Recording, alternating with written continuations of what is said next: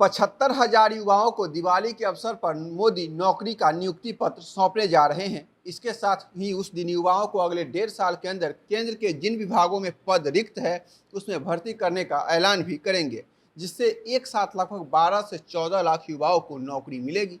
सरकार 75,000 युवाओं को नियुक्ति पत्र देने के लिए एक विशेष कार्यक्रम का आयोजन करने जा रही है। इस दौरान कई केंद्रीय मंत्री जिनके विभागों में वैकेंसी थी, जिसके चलते परीक्षा का आयोजन किया गया था, उस संबंधित विभाग के मंत्री उपस्थित हो रहेंगे और उन विभागों में सफल हुए युवाओं को नियुक्ति पत्र उसी दौरान दी जाएगी।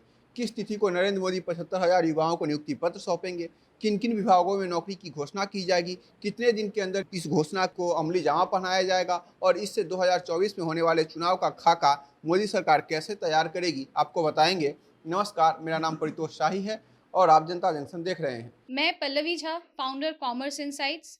अगर आप फाइनेंस और कॉमर्स के फील्ड में अपना करियर बनाना चाहते हैं, तो चार्टर्ड अकाउंटेंसी से बेहतर कोई दूसरा कोर्स नहीं है और हम हमारे इंस्टीट्यूट कॉमर्स इनसाइट्स में इन कोर्सेज़ को काफ़ी इकोनॉमिकल मैनर में करवाते हैं और आपके लिए एक बहुत अच्छा अपॉर्च्युनिटी है इन कोर्सेज़ को करने का। धनतेरस के मौके पर मोदी सरकार एक के बाद एक तोहफा देने का ऐलान कर रही है।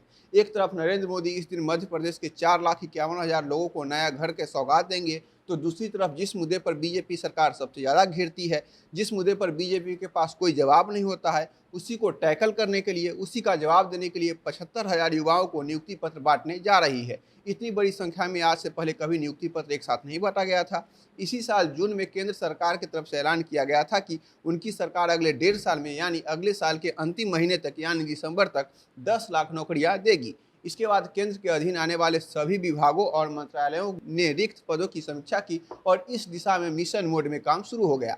आपको याद ही होगा कि इस साल के शुरुआत में जब एनटीपीसी की परीक्षा के रिजल्ट आने के बाद उसमें गड़बड़ी की आरोप लगाकर छात्रों ने जमकर हंगामा काटा था, तब रेल मंत्रालय ने कहा था कि आपके सभी बातों को मान लिया गया है, फॉर्म भरने के समय जैसा नियम बताया गया था उसी अनुसार सारा काम होगा। इसके बाद कुछ दिनों के अंदर ही एनटीपीसी और ग्रुप डी से संबंधित सारे अपडेट आ गए और अब एनटीपीसी के लेवल 2, लेवल 3, लेवल 4 और लेवल 5 के लगभग 35,000 पदों के लिए जो वैकेंसी निकली थी वह अंतिम रूप लेने वाला है। वहीं ग्रुप डी के लगभग 1 लाख से अधिक पदों के लिए भी परीक्षा हो चुका है। छात्रों को कितना नंबर आया है यह भी पता चल चुका है। कुछ दिन के अंदर ही कट ऑफ भी जारी कर दिया जाएगा, जिसके बाद फिजिकल के लिए जितने बच्चे शॉर्ट लिस्ट होंगे उन्हें बुलाया जाएगा।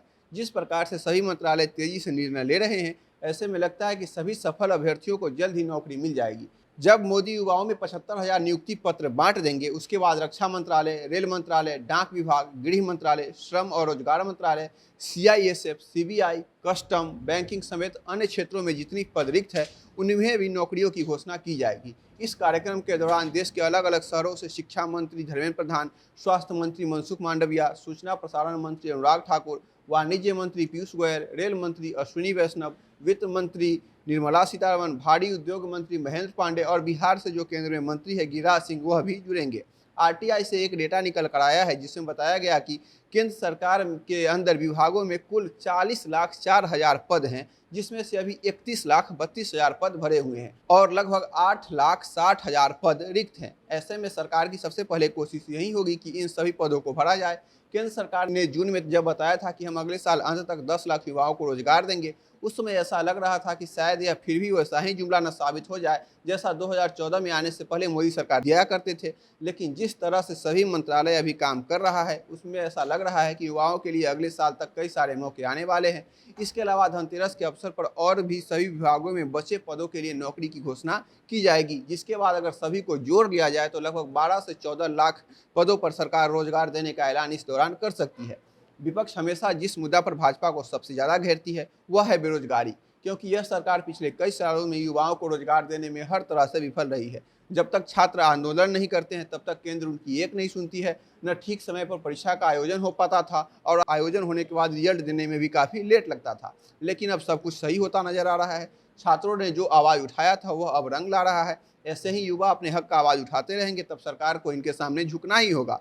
लेकिन अब जब सब कुछ ठीक हो रहा है तब अगले कुछ दिन जमकर मेहनत कर लीजिए, भविष्य आपका होने वाला है। बाकी उन 75,000 युवाओं को बधाई जिन्हें धनतेरस के मौके पर सरकार नियुक्ति पत्र देगी। इसके बाद उनका जीवन पहले के मुकाबले पूरी तरह बदल जाएगा। ऐसे में आप भी अगर जनरल कंपटीशन की तैयारी करते हैं तो अपना मेहनत थोड़ा बढ़ा दीजिए, आपको भी जल्द ही नियुक्ति पत्र मिल जाएगी।